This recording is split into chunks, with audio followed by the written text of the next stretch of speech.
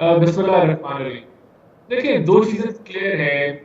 एक ये एक टफ इकोनॉमिक एनवायरनमेंट है, और इस एनवायरनमेंट में जो सबसे बड़ा चैलेंज है वो लिक्विडिटी क्राइसिस का है, लो रिजर्व्स का है, और उससे अभी शॉर्ट टर्म में बाहर निकलने के लिए आपको एक आईएमएफ प्रोग्राम की ज़रूरत है अगले फाइनेंशियल ईयर में। तो हुकूमत इस चीज़ का इदराक रखती है, और जहां हमने बारहा कोशिश की कि हम 9th रिव्यू को मुकम्मल कर लें, हम अभी भी पुर उम्मीद हैं कि 30 जून तक 9th रिव्यू हो जाना चाहिए, क्योंकि हमने सारे वो प्रायर एक्शंस और रिक्वायरमेंट आईएमएफ की मुआहदे के मुताबिक मुकम्मल की। लेकिन अगर नहीं भी होता, 30 जून को ये ख़त्म हो जाता है प्रोग्राम, तो हमें एक नए आईएमएफ प्रोग्राम में जाना होगा अगले साल के स्टार्ट में, ये जो फाइनेंशियल ईयर के शुरुआत में। तो इसका ये मतलब है कि हमें जो एक टाइट मॉनेटरी पॉलिसी जो आज भी बरकरार है, और उसका जो इम्पैक्ट आपके डेट पेमेंट्स पे आता है और आपके एक्सपेंस साइड पे आता है, वो सब जानते हैं कि कितना वो मैसिव हो चुका है।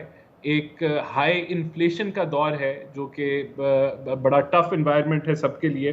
तो एक टाइट फिस्कल पॉलिसी आपको बरकरार रखनी होगी अगर हमने आईएमएफ प्रोग्राम को मेंटेन करना है। तो ये हुकूमत इस फ्रेमवर्क के अंदर रहते हुए, इन हालात के अंदर रहते हुए, देखें, हमारी कोशिश होगी कि फिर भी ये अवाम क्योंकि एक तकलीफ से गुजर रही है, महंगाई सबसे, इन्फ्लेशन जो है वो सबसे बड़ी तकलीफ है इस वक्त, तो फिर भी हमें जो हमारे सोशल वेलफेयर के प्रोजेक्ट्स हैं, जिस तरह बिस्प है, उसमें आप इजाफा देखेंगे, मिनिमम वेजेस में आप इजाफा देखेंगे, आप जो जो जो टैक्स का जो वज़न है, वो हमारी कोशिश होगी कि उसका इम्पैक्ट मुतासिर तरीन तबके पे ना पड़े, और जो लोग इसको अफोर्ड कर सकते हैं वहाँ पड़े। तो डेफिनेटली ये एक जो जो इसमें चैलेंजेस हैं, क्योंकि हमने अपनी रेवेन्यू साइड को भी बढ़ाना है, लेकिन वो एक रियलिस्टिक नंबर होना चाहिए है।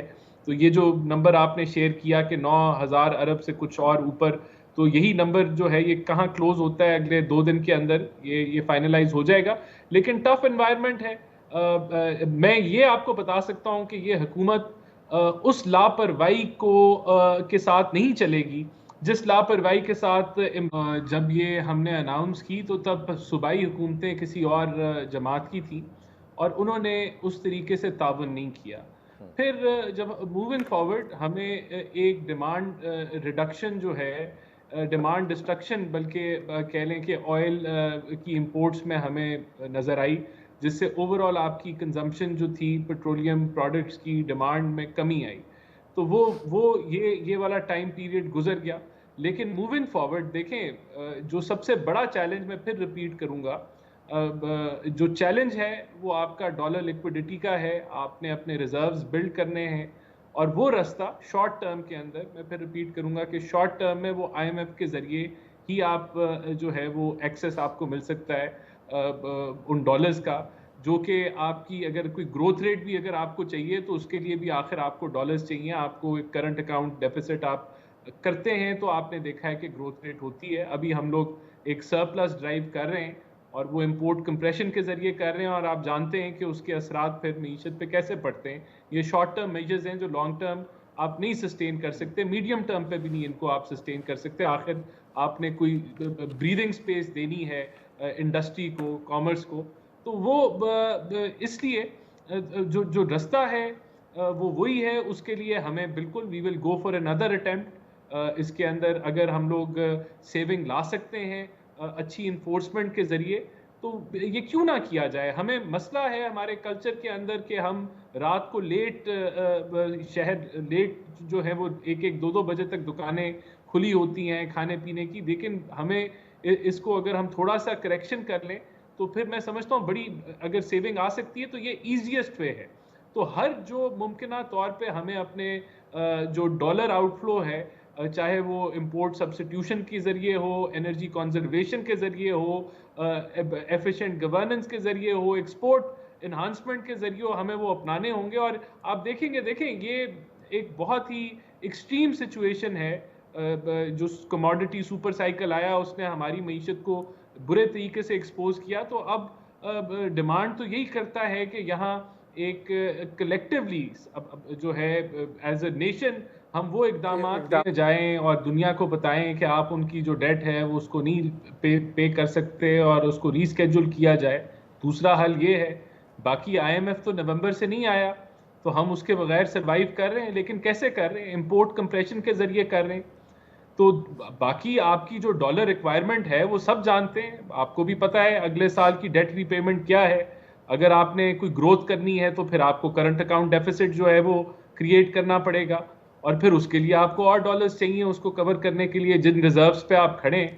तो हकायक तो यही है कि अगर आपने डिफॉल्ट से बचना है तो you have to go to IMF लेकिन प्रोग्राम। एहसान अफजल साहब, ये जो बात कर रहे हैं इरफान साहब कि जी आप ये कोई स्कीम ले आए, मेरा मतलब ठीक है, लगता अजीब सा ही है, लेकिन अगर आप ये स्कीम ले आए तो शायद आईएमएफ से जितने पैसे मांग रहे हैं उससे 3 गुना मुल्क के अंदर से निकल आए। नहीं नहीं, देखें, ऐसे ऐसे होता नहीं है। मुल्क हम एमनेस्टी देना, आप जो है वो वैसे ही इंटरनेशनली उसको एक बुरी नज़र से देखा जाता है। आप अभी आप आईएफआईज की आपको ज़रूरत है। फिर आप देखें आरडीए तो दिया हुआ है आपने कि जो लोग ओवरसीज रिमिट करते हैं पैसे उनको 7% या कोई आप एक अच्छा इंटरेस्ट रेट का प्रॉफिट देते हैं। अगर जो लोगों ने तिजोरियों में रखे हुए हैं डॉलर्स, वो अगर आप निकलवाना चाहते हैं और सारे ब्लैक को आप वाइट करना चाहते हैं, तो ये एक लंबी डिबेट है। इसके प्रोज क्या हैं इंटरनेशनली और कॉन्स क्या हैं, आपको कैसे ये अफेक्ट करेगा आपकी क्रेडिबिलिटी को दुनिया के अंदर। और फिर देखें, मैं तो समझता हूँ, मेरा तो ये ओपिनियन है कि we will have to go in a 24th programme. और देखें इशू क्या है। इशू ये है कि 2.5 गुना का फर्क है आपकी एक्सपोर्ट्स और इंपोर्ट्स में। तो पिछले साल अगर आप देखें 32 अरब की आपकी एक्सपोर्ट्स थी, 81-82 बिलियन की आपकी इंपोर्ट्स थी, तो 2.5 गुना से भी ज्यादा का गैप आ गया, क्योंकि कमोडिटी सुपर साइकिल भी था, उसने और इस गैप को इंक्रीज कर दिया।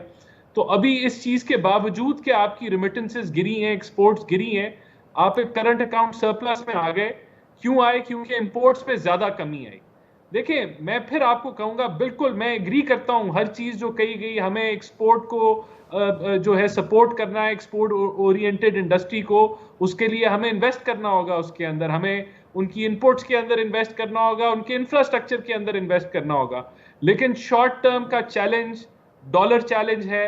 आपके जहां रिजर्व्स खड़े हैं, आपको पहले स्टेबलाइज करना है। उसका रास्ता मैंने आपको, जो मैं समझता हूं, मैंने बता दिया है। और उसी फ्रेमवर्क के अंदर हम लोग इन टच हैं आईएमएफ के साथ, इस बजट के ऊपर भी इन टच हैं, क्योंकि हम समझते हैं कि जब अगला फाइनेंशियल ईयर स्टार्ट होगा तो बजाय कि हम एक ऐसा बजट दें जो कि बिल्कुल एक डिस्ट्रस्ट पैदा कर दे इंटरनेशनल फाइनेंसिंग इंस्टीट्यूट्स के अंदर दोबारा से, जिस तरह पिछली दफा किया गया, तो वो नहीं होना चाहिए।